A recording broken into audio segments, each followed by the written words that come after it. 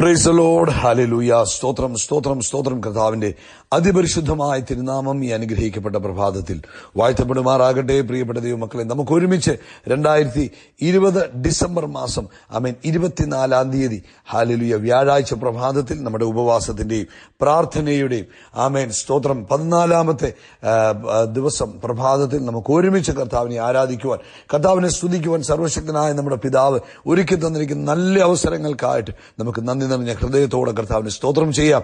എല്ലാവരുടെയും കരങ്ങൾ ഉയർത്തി കർത്താവിന് നന്ദി പറഞ്ഞ് കഴിഞ്ഞ പകൽക്കാലം മുഴുവൻ നമ്മുടെ കർത്താവ് നമ്മളെ കാത്തുപരിപാലിച്ചു, അല്ലേ? സ്തോത്രം സ്തോത്രം സ്തോത്രം. രാത്രി നമുക്ക് നല്ല ഉറക്കം തന്നില്ലേ? അതിനായിട്ട് സ്തോത്രം പറഞ്ഞാട്ട് പ്രഭാതത്തിൽ നമ്മളെ സന്തോഷത്തോടെ ഉണർന്ന് ആരാധിപ്പാൻ തക്കണം കർത്താവ് നമുക്ക് അവസരം തന്നിരിക്കുമ്പോൾ മൗനമായിരിക്കാതെ സന്തോഷത്തോടെ ഉല്ലാസത്തോടെ ആനന്ദത്തോടെ കർത്താവിന് സ്തോത്രം പറഞ്ഞാട്ട് ഹല്ലേലൂയ സ്തോത്രം, ഹല്ലേലൂയ സ്തോത്രം, ഹല്ലേലൂയ സ്തോത്രം.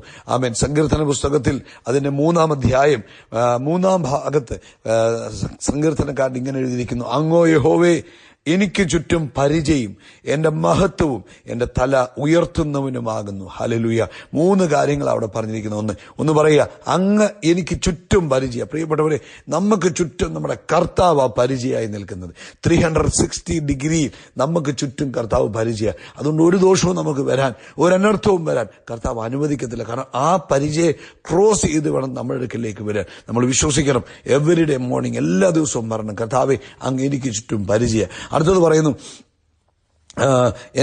എന്റെ മഹത്വമാ, അങ്ങ് എന്റെ ഗ്ലോറിയ. അതെ, നമ്മുടെ മഹത്വം എന്ന് പറയുന്നത് നമ്മുടെ കർത്താവ്. അടുത്തത്, എന്റെ തല ഉയർത്തിപ്പിടിക്കുന്നവനുമാകുന്നു. അല്ലെങ്കിൽ എന്റെ തല താഴ്ത്തുന്നവനല്ല എന്റെ കർത്താവ്. എന്റെ തലയെ എപ്പോഴും ഉയർത്തിപ്പിടിക്കുന്ന കർത്താവിനെ നമ്മൾ ആരാധിക്കുന്നു. ഈ പ്രഭാതത്തിൽ നിങ്ങളുടെ തല ഏതെങ്കിലും വിഷയത്തിൽ കുനിഞ്ഞിരിക്കുകയാണോ? യേശു ക്രിസ്തു മുഖാന്തരം നിങ്ങളുടെ തലയെ പിതാവ് ഉയർത്തും. നിങ്ങൾ ഒരിക്കലും കുനിഞ്ഞിരിപ്പാൻ ഇനി അനുവദിക്കത്തില്ല. അല്ലെങ്കിൽ ഇന്ന് കുനിഞ്ഞിരിക്കുകയാണോ, എന്നും കുനിഞ്ഞിരിക്കുവാൻ ഒരിക്കലും അനുവദിക്കത്തില്ല. നിങ്ങളുടെ തലയെ ഉയർത്തുന്ന കർത്താവ്.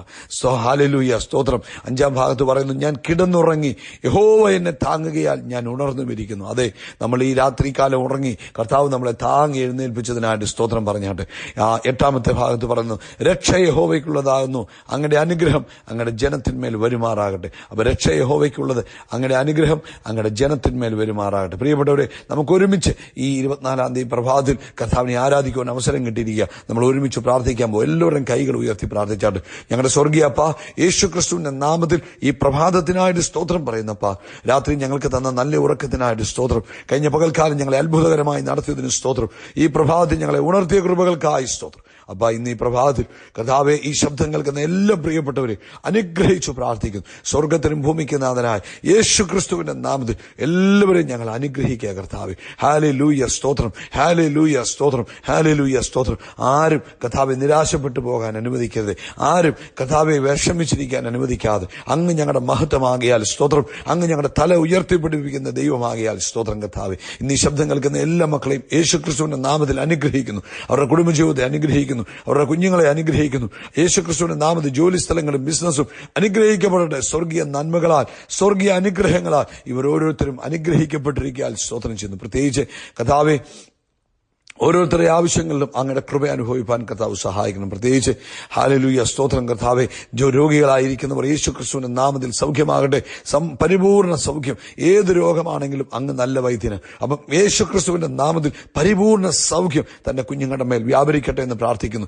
രാത്രി ഉറങ്ങാൻ കഴിയാതെ ഭാരപ്പെട്ട് ടെൻഷൻ അടിച്ച് കട്ടിലിൽ കിടന്നു അങ്ങോട്ടും ഇങ്ങോട്ടും തിരിഞ്ഞു കടന്ന് നേരം വിളിപ്പിച്ചവർക്ക് വേണ്ടി പ്രാർത്ഥിക്കുക. യേശു ക്രിസ്തുവിന്റെ നാമത്തിൽ ഉറക്കത്തെ കെടുത്തിക്കളയുന്ന എല്ലാ ദുഷ്ടവ്യാപാരങ്ങളും യേശുവിന്റെ നാമത്തിൽ മാറിപ്പോട്ടെ. സ്വസ്ഥമായി ഉറങ്ങുവാനുള്ള കൃപ യേശുവിന്റെ നാമത്തിൽ തന്റെ കുഞ്ഞുങ്ങൾക്കുണ്ടാകട്ടെ. സ്വസ്ഥമായി ഉറങ്ങുവാനുള്ള കൃപ യേശു ക്രിസ്തുവിന്റെ നാമത്തിൽ തന്റെ കുഞ്ഞുങ്ങൾക്കുണ്ടാകുന്നതിനായി സ്തോത്രം. അപ്പൊ അതുപോലെ തന്നെ ഹല്ലേലൂയ സ്തോത്രം. ജോലിയില്ലാതിരിക്കുന്നവർക്ക് കർത്താവ് വഴി തുറന്നു കൊടുക്കുന്നതിനായിട്ട് സ്തോത്രം. കർത്താവ് സാഹചര്യങ്ങളെ അനുകൂലമാക്കി കൊടുക്കുന്നതിനായിട്ട് സ്തോത്രം. എല്ലാ സാമ്പത്തിക പ്രതിസന്ധികളിൽ നിന്നും അങ്ങനെ കുഞ്ഞുങ്ങളെ വിടുവിക്കണമേ കർത്താവേ. അപ്പൊ ഈ ജനത്തെ ഞാൻ യേശു ക്രിസ്തുവിന്റെ നാമത്തിൽ ഒരിക്കലൂടെ അനുഗ്രഹിക്കുന്നു. അങ്ങയുടെ സാക്ഷികളായി നിൽപ്പാൻ ഈ ഉപവാസ പ്രാർത്ഥനകളിൽ കർത്താവ് സഹായിക്കണം. അങ്ങയുടെ രക്തം കൊണ്ട് മറയ്ക്കുന്നു യേശു ക്രിസ്തുവിന്റെ നാമത്തിൽ തന്നെ. ആമേൻ, ആമേൻ, ആമേൻ. കർത്താവ് നിങ്ങളെ അനുഗ്രഹിക്കട്ടെ. കർത്താവിന്റെ വലിയ കൃപയും സമാധാനവും നിങ്ങളുടെ ജീവിതത്തിൽ വർദ്ധിച്ചു പെരുമാറാകട്ടെ എന്ന് പ്രാർത്ഥിക്കുന്നു. പ്രിയപ്പെട്ടവരെ, നമ്മുടെ പ്രാർത്ഥനയുടെ ഉപവാസത്തിന്റെ 14-ാം ദിവസത്തിലേക്ക് കൃപയാൽ നമ്മൾ എത്തിയിരിക്കുകയാണ്. ആമേൻ. കുറെ കൂടെ കൂടുതൽ ദൈവത്തോട് അടുക്കുവാൻ ഈ ദിവസങ്ങൾ കർത്താവ് നമുക്ക് ഭാഗ്യം തരട്ടെ.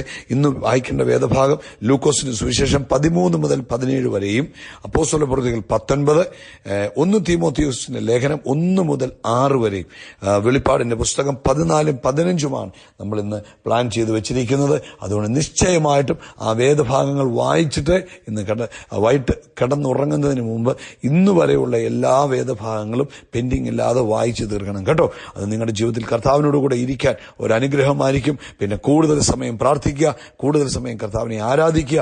വൈകിട്ടത്തെ മീറ്റിംഗിൽ തക്ക സമയത്ത് പങ്കെടുക്കുക. വൈകിട്ട് ഇന്ത്യൻ സമയം 9:30-ക്കാണ് തുടങ്ങുന്നത്. ആമേൻ. തക്ക സമയത്ത് പങ്കെടുക്കണം. നിങ്ങളുടെ ജീവിതത്തിൽ അനുഗ്രഹമായിരിക്കും. ലിങ്ക് കിട്ടുന്നില്ലെങ്കിൽ മെസ്സേജ് അയച്ചാൽ മതി, ലിങ്ക് അയച്ചു തരാം. കർത്താവ് നിങ്ങളെ ധാരാളമായിട്ട് അനുഗ്രഹിക്കട്ടെ. സ്തോത്രം. ഈ ഡിസംബർ 24-ാം തീയതി പരിശുദ്ധാത്മാവ് നമുക്ക് തന്നിരിക്കുന്ന ആലോചന ലൂക്കോസിന്റെ സുവിശേഷം 2-ാം അധ്യായം അതിന്റെ 10-ഉം 11-ഉം വാക്യങ്ങളാണ്. Luke chapter 2 verse 10 and 11. അവിടെ പറയുന്നു, ദൂതൻ അവരോട് ഭയപ്പെടേണ്ട, സർവ്വജനത്തിനും ഉണ്ടാവാനുള്ള ഒരു മഹാസന്തോഷം ഞാൻ നിങ്ങളോട് സുവിശേഷിക്കുന്നു. ആമേൻ. എന്തുവാ ദൂതൻ അവരോട് പറഞ്ഞത്? ഭയപ്പെടേണ്ട, സർവ്വജനത്തിനും ഉണ്ടാവാനുള്ള ഒരു മഹാസന്തോഷം ഞാൻ നിങ്ങളോട് സുവിശേഷിക്കുന്നു. ഇന്ന് പ്രഭാതത്തിലും ആമേൻ കർത്താവിന്റെ ദൂതൻ അല്ലെങ്കിൽ സ്വർഗത്തിൽ നിന്ന് ആരെങ്കിലും വന്ന് നമ്മളോട് സംസാരിച്ചാൽ ആദ്യം പറയുന്ന ഭാഗം ഇതാ, ഭയപ്പെടേണ്ട. ആമേൻ. പേടിക്കാൻ നമ്മളോട് പറയത്തില്ല, ഭയപ്പെടേണ്ട. കാരണം സ്വർഗത്തിൽ നിന്നുള്ള അരുളപ്പാടുകൾ എപ്പോഴും ഏത് സാഹചര്യത്തിന്റെ മുമ്പിലും നമ്മളോട് പറയുന്നത് നിങ്ങൾ ഭയപ്പെടേണ്ട ആവശ്യമില്ല. ഉദാഹരണം പറഞ്ഞാൽ യേശു സംസാരിക്കുമ്പോൾ യേശു ആമേൻ എല്ലാവരോടും പറഞ്ഞ് യേശു ആരുടെ അടുക്കലെങ്കിലും ചെല്ലുമ്പോൾ അവരോട് പറഞ്ഞു നിങ്ങൾ ഭയപ്പെടേണ്ട. ദൂതൻ ഇറങ്ങി വരുമ്പോൾ മറിയോട് പറഞ്ഞ പദം ഭയപ്പെടേണ്ട. ആമേൻ. എല്ലാവരോടും പറയുന്നത് സ്വർഗത്തിൽ നിന്നുള്ള അരുളപ്പാടിത, ഭയപ്പെടേണ്ട. അതുകൊണ്ട് ഇന്ന് ഈ 24-ാം തീയതി പ്രഭാതത്തിൽ നിങ്ങൾ ഏതെങ്കിലും വിഷയത്തിൽ ഭാരപ്പെട്ട് ഭയപ്പെട്ടിരിക്കുകയാണെങ്കിൽ പരിശുദ്ധാത്മാവ് പറയുന്നു ഭയപ്പെടേണ്ട. ആമേൻ. കാരണം എന്നാണെന്നറിയോ? യേശു ക്രിസ്തു ഇന്നും ജീവിക്കുന്നു. അവന് സാഹചര്യങ്ങളെ മാറ്റുവാൻ കഴിയും, അവൻ അവസ്ഥകളെ മാറ്റുവാൻ കഴിയും. അവൻ ഇന്നും ജീവിക്കുന്നത് കൊണ്ട് നമ്മൾ ഭയപ്പെടേണ്ട ആവശ്യമില്ല. He can control. അവന് കൈകാര്യം ചെയ്യാൻ കഴിയും, അവന് കൈകാര്യം ചെയ്യാൻ കഴിയും, അവന് കൈകാര്യം ചെയ്യാൻ കഴിയും. അവൻ നമ്മുടെ കൂടെയുണ്ട്. അതുകൊണ്ടാണ് പറഞ്ഞത് ഭയപ്പെടേണ്ട. ഇനി എന്തുവാ പറയുന്നത്? സർവ്വജനത്തിനും ഉണ്ടാവാനുള്ളൊരു മഹാസന്തോഷം ഞാൻ നിങ്ങളോട് സുവിശേഷിക്കുന്നു. ആമേൻ. എന്തുവാ ഈ സുവിശേഷം അല്ലെങ്കിൽ സുവാർത്ത എന്ന് പറയുന്നത്? സർവ്വജനത്തിനും, ഈ ലോകത്തിലുള്ള സകല മനുഷ്യർക്കും ഉണ്ടാകാനുള്ള ഒരു മഹാസന്തോഷം. മഹാസന്തോഷം. കാരണം ഇരുട്ടിലും അന്ധകാരത്തിലും ജനം തപ്പി നടക്കുമ്പോൾ, ആമേൻ, പാപത്തിൽ നിന്ന് രക്ഷപ്പെടുവാൻ മാർഗമില്ലാതെ കിടക്കുമ്പോൾ, ശാപത്തിനും ആമേൻ രോഗത്തിനുമൊക്കെ അടിമപ്പെട്ട് കിടക്കുമ്പോൾ സർവ്വജനത്തിനും ഒരു വിഭാഗത്തിനല്ല, ഒരു കൂട്ടർക്കല്ല, സകല ജാതി മതസ്ഥർക്കുമുള്ള മഹാസന്തോഷം ഇവിടെ സുവിശേഷിക്കുന്നു. എന്താണ്? കർത്താവായ യേശു എന്ന രക്ഷിതാവ് ഇന്ന് ദാവീദിന്റെ പട്ടണത്തിൽ നിങ്ങൾക്കായി ജനിച്ചിരിക്കുന്നു. ഹല്ലേലൂയ. കർത്താവായ യേശു എന്ന ക്രിസ്തു, കർത്താവായ ക്രിസ്തു എന്ന രക്ഷിതാവ്, രക്ഷിക്കുന്നവൻ, വിടുവിക്കുന്നവൻ. രക്ഷിക്കുന്നു പറഞ്ഞാൽ എന്തുവാ? രക്ഷിതാവ് ജനിച്ചു. രക്ഷിതാവ് എന്ന് പറഞ്ഞാൽ amen, he is the saviour from everything. പാപത്തിന്റെ അധികാരത്തിൽ നിന്ന് ആമേൻ നമ്മുടെ ജീവിതത്തെ എവിടൊക്കെ നമുക്ക് രക്ഷ ആവശ്യമുണ്ടോ അവിടെ നിന്നെല്ലാം രക്ഷിക്കാൻ കഴിവുള്ള രക്ഷകനായ ക്രിസ്തു യേശു. ആമേൻ. ഇവിടെ പറഞ്ഞിരിക്കുന്നു, ദാവീദിന്റെ പട്ടണത്തിൽ പറഞ്ഞിരിക്കുന്നു. പ്രിയപ്പെട്ടവരെ, ഇന്ന് പ്രഭാതത്തിൽ യേശു ജനിച്ചത് എന്തിനു വേണ്ടിയാ? സകല മനുഷ്യർക്കും സന്തോഷം തരുവാൻ വേണ്ടിയാ യേശു ജനിച്ചത്. ഒരാൾക്കല്ല, ഒരു കൂട്ടർക്കല്ല, സകല മനുഷ്യർക്കും. നിങ്ങൾ മനുഷ്യഗണത്തിൽപ്പെട്ടവരാണോ? മനുഷ്യർക്ക് മുഴുവനും സമാധാനവും സന്തോഷവും സ്വസ്ഥതയും തരുവാനാ യേശു ഈ ഭൂമിയിലേക്ക് വന്നത്. ഹല്ലേലൂയ. എന്നിട്ട് പറയുക, ആമേൻ, ക്രിസ്തു എന്ന രക്ഷിതാവ്, രക്ഷിക്കുന്നവൻ, അവൻ നമ്മളെ പാപത്തിൽ നിന്ന് വിടുവിക്കുന്നു. അതാണ് അപ്പോസ്തലപ്രവൃത്തി 3:26 പറഞ്ഞത്. നിങ്ങൾക്ക് ആദ്യമേ ദൈവം തന്റെ ദാസനായി യേശുവിനെ എഴുന്നേൽപ്പിച്ചു, ഓരോരുത്തനെ അവനവന്റെ അകൃത്യങ്ങളിൽ നിന്ന് തിരിക്കുന്നതിനാൽ നിങ്ങളെ അനുഗ്രഹിക്കേണ്ടതിന്. കണ്ടോ? അപ്പം എന്തിനു വേണ്ടിയാ രക്ഷിച്ച്? പാപത്തിൽ നിന്ന് രക്ഷിച്ച്. എന്തിനു വേണ്ടി? നമ്മളെ ദൈവിക അനുഗ്രഹത്തിൽ നമ്മളെ കൊണ്ടുവരുവാൻ, ദൈവിക അനുഗ്രഹത്തിൽ നമുക്ക് ജീവിപ്പാൻ വേണ്ടി, പാപത്തിൽ നിന്ന് നമ്മളെ വിടുവിപ്പാൻ. ആമേൻ. ക്രിസ്തു യേശു ഭൂജാതനായി. പ്രിയപ്പെട്ടവരെ, അപ്പൊ യേശു ക്രിസ്തുവിന്റെ ജനനത്തിന്റെ ഉദ്ദേശം എന്തായിരുന്നു? അതായത് സകല ജാതികളെയും സകല മനുഷ്യരെയും രക്ഷിക്കുക, എല്ലാവർക്കും മഹാസന്തോഷം കൊടുക്കുക. ആമേൻ. പാപത്തിന്റെ അടിമത്തിൽ നിന്ന് രക്ഷ പ്രാപിച്ചു കഴിയുമ്പോൾ എന്താണ്? ദൈവിക അനുഗ്രഹത്തിലേക്ക് വരും. ഒരു വ്യക്തി ദൈവിക അനുഗ്രഹത്തിലേക്ക് വരുമ്പോൾ അവന്റെ ജീവിതത്തിൽ എന്താ ഉണ്ടാകുന്നത്?